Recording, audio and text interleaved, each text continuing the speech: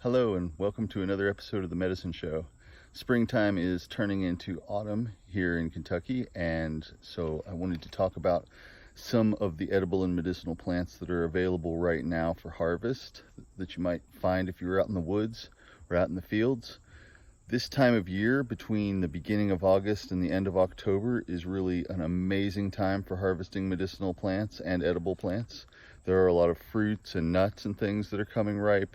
There are lots of flowering plants that are in their flowering stage and ready to be found. And then there are lots of roots and barks that can be harvested at this time of year as well. And we'll be talking about some of those today.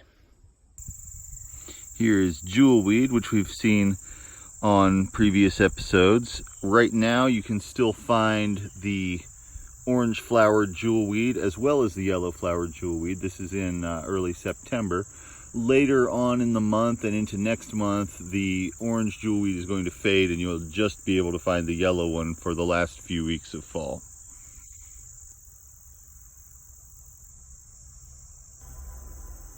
Black walnuts are harvestable right now. They tend to grow in a cluster of 3 nuts just like this. If you rub the outside of the green hull that the nut is inside of, it has a strong aromatic scent to it that's difficult to describe, but very distinctive once you get to know it. These hulls are used as an astringent and as an antiparasitic. I've used them a lot in cases of diarrhea when you wanted to make it slow down. They're helpful for that. And inside the soft green outer husk is the part that's used medicinally, and inside that is a very hard black walnut. And once you crack that open, there's a walnut inside it that you can eat. These are raspberry leaves. You can recognize the ones that grow here by the color of their stem, which has got this powdery waxy coating on it, and then also the leaves and the thorns. So this is a good time to harvest these leaves. They're done producing fruit for the year, more or less, and so you can harvest a lot of them, and they're very useful as a nutritional supplement and as an astringent topically. This is what echinacea looks like this time of year. It's an okay time to dig the roots if you have a stand where you can do that, and it's also possible to harvest the seeds, which are on these bristly cones, and just kind of pop right off, and you can take these home and they grow pretty easily. This is the flower of passion flower. It's a very interesting looking little thing, and then this climbing vine and its tendrils are what that flower is growing on. And the entire above ground part of this plant is used to make medicine for the nervous system. It's calming and supportive to healthy nervous system function. This is passion fruit. It's the fruit of the same vine, and if we pop this open, on the inside it's got little seeds that are coated in an edible gooey substance. It's kind of like eating a pomegranate, but it's very sour. This is a burr cucumber. It looks just like a garden squash of some sort, and it has this little spiky fruit on it. Cherry gum is the sap of wild cherry trees, and it comes out through cracks in the bark. And if you're going to harvest it right now while the leaves are starting to turn, is really the best time of year to do so. It's sometimes breakable and sometimes more stretchy, but it's usually used as a binder for tablets and in other things like that, where it's more of an excipient or an extra ingredient in medicine than the actual medicinal part itself. This is a sarsaparilla vine, also known as a Kentucky sawbriar, and it's not time to harvest it yet, but when the leaves start to turn, you can dig up the root, which is actually an underground stem, and it looks just like the stem here, only it's white, and you can use that, well, a decoction of it, as a tonic for the lymph system, and it's one of my favorite herbs to use for that system of the body. And it can also be brewed along with other stuff to make root beer, and it gives root beer a lot of its body and its foam. This is the root of Maclura pomifera, also known as hedge apple or Osage orange. And you can recognize it because it's got this bright orange color to it. If you stretch the outer layer of it, you can see more of that. And this will tend to be a papery bark that can be peeled off. And that outer bark of the root is the part that's used medicinally. It's a topical antiseptic when it's made into a decoction. And it's something I mostly use for conjunctivitis, for eye irritation, and that sort of thing. And it's very helpful for that. Here's another look at it, and you can see that the bark just comes off in these papery layers, sort of like what birch bark would do. And that is the medicinal part used.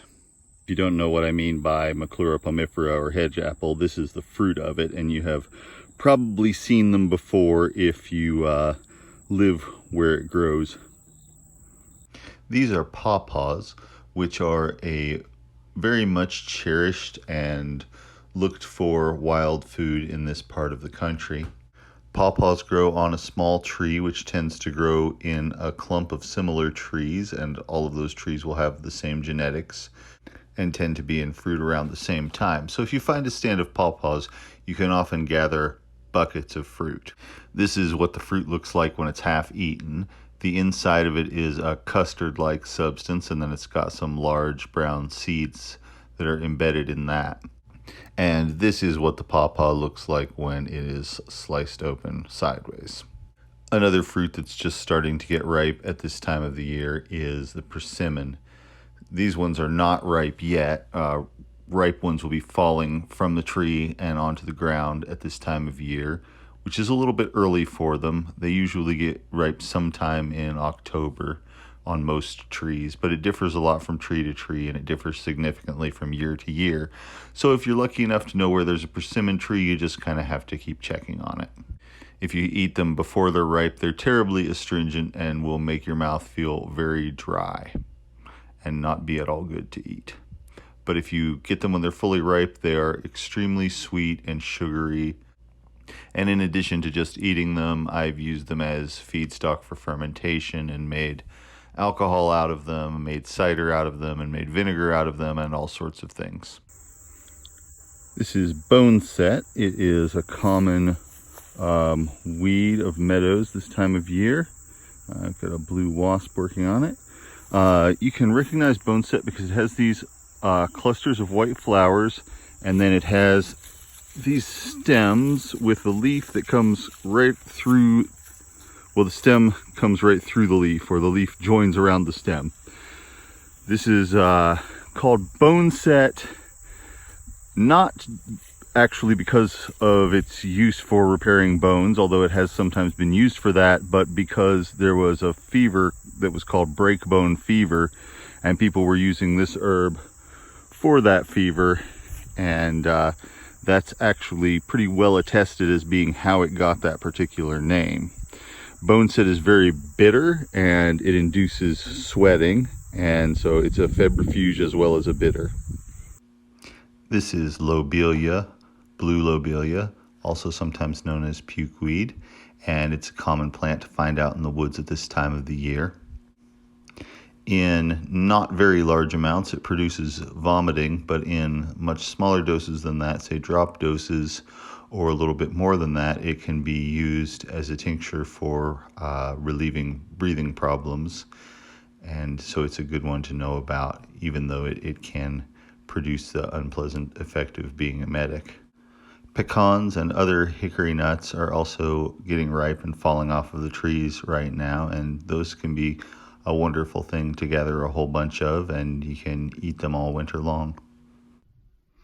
So that's just a small sample of the plants that are growing and blooming and fruiting out in the woods right now, and hope you get a chance to go out there and find some of them yourself. And thanks for joining me. And if you have any questions, feel free to leave a comment in the comments section. Thanks a lot. Bye.